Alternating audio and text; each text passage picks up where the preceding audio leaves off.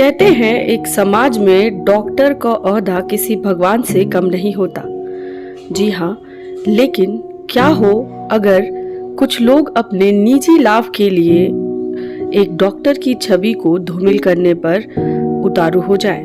कुछ ऐसा ही मामला हमारे सामने आया है, जिसमें एक डेंटिस्ट ने खुलकर यह बात कही है कि एक गरीब महिला की सहायता करने के एवज में उन्हें यौन उत्पीड़न के नाम पर आरोप लगाया गया है, जबकि उनके पास कई ऐसे सबूत हैं जो इस बात की ओर इशारा करते हैं कि जो डॉक्टर है वो निर्दोष है और महिला जानबूझकर सरकार द्वारा दिए गए अधिकारों का गलत फायदा उठा रही है।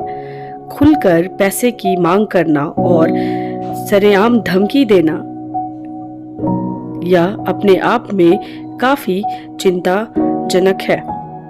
डॉक्टर लगातार प्रशासन से यह मांग कर रहे हैं कि इस बात की गहनता से जांच हो और दूध का दूध और पानी का पानी हो।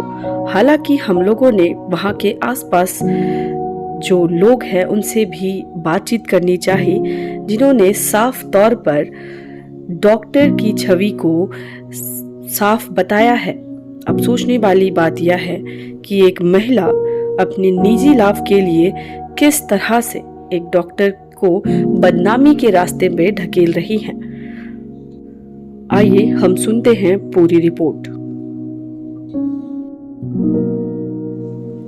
मैं डॉक्टर तंजीम हुसैन कुंदात से।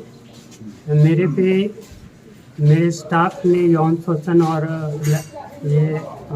यौन शोषण का केस लगाने का ये इल्ज़ाम लगाने की कोशिश की। उसके संदर्भ में मैं आपको बताना चाहता हूँ कि मैं सरासर बेगुनाह हूँ और मेरे पास इस चीज़ का प्रूफ भी है, मैं साबित भी कर सकता हूँ। और वो लड़की को मैं किसी लड़की को गरीब समझ के उसकी मदद करने की कोशिश की और उसको मैंने जॉब दिया, तो वही लड़की ने मेरे पे यौन शोषण और मुझ पे ब्लेम लगा के फंसाने की कोशिश की। ये लड़की हमेशा नशे में रहती थी, दवा खा के। जब मैंने उसको बोला कि दवा नशा करके मेरे क्लिनिक पे मत आओ, तो वो मेरे को ब्लैकमेल करने की कोशिश की और मुझे फंसा दिया। जब मैंने उसको क्लिनिक से हटा दिया तो 7 महीने के बाद फिर से वो दवा खा के मेरे क्लिनिक पे आई और स्टाफ से भी बदतमीजी की और मेरा जो डेस्कटॉप था उसको चुरा के वो भाग गई। जब मेरे स्टाफ ने मेरे को बताया कि वो डेस्कटॉप चोरी करके भाग गई, तो मैंने उसको जब लेने के लिए गया तो रास्ते पे ही वो मिली।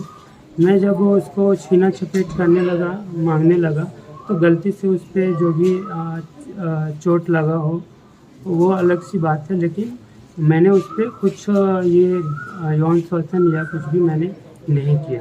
सर, आपने कुछ सबूत की बात कही है कि आपके पास एज एन एविडेंस आपके पास कुछ है, वो क्या है?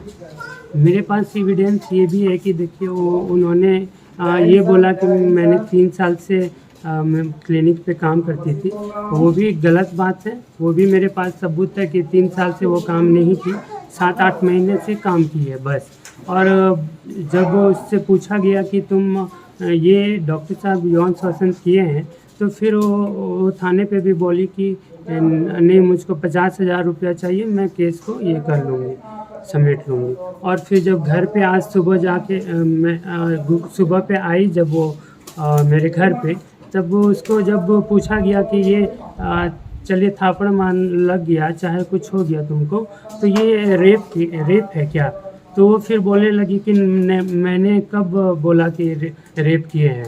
लेकिन फिर वो ब्लैकमेल करने के लिए मुझको 10 लाख की मांग की और वो मेरे पास वीडियो भी है और उसने अपने ये से कबूला भी है कि मेरे साथ यौन शोषण या रेप नहीं हुआ है।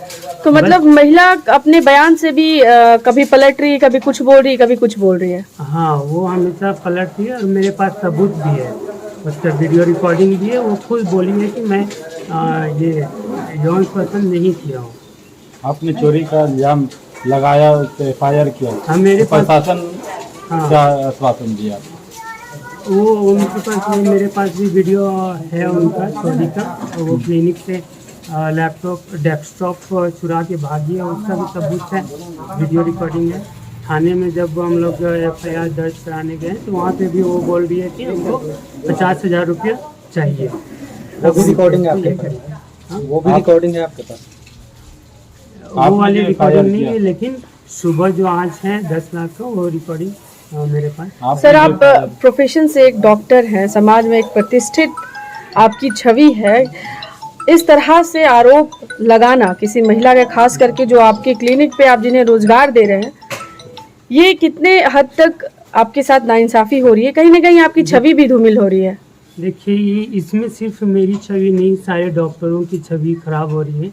कोई अगर डॉक्टर किसी गरीब को रोजगार ये सोच के देता है कि चलो इस लड़की को रोजगार मिल जाए, उसका जीवन यापन थोड़ा आसानी हो जाए चलने में, तो ये डॉक्टर का कसूर नहीं है। अगर कोई लड़की उस पर ब्लेम लगा के, इल्ज़ाम लगा के फंसाने की कोशिश करेगी, तो कोई भी डॉक्टर उसको, उसका विश्वास, डॉक्टर का विश्वास हमेशा के लिए उठ जाएगा लड़कियों से, कि ऐसे लड़कियों को क्लिनिक पे कभी जॉब देना नहीं है। सर, हमें अपने कार्यालय में किन्हीं को भी जॉब पे रखने से पहले हम एक वेरिफिकेशन करते हैं, तो आपने क्या इस महिला के प्रति किसी तरह का वेरिफिकेशन पता करवाया था कि कैसी है या फिर बैकग्राउंड क्या है? ऐसा कुछ भी वेरिफिकेशन आपने किया था रखने से पहले?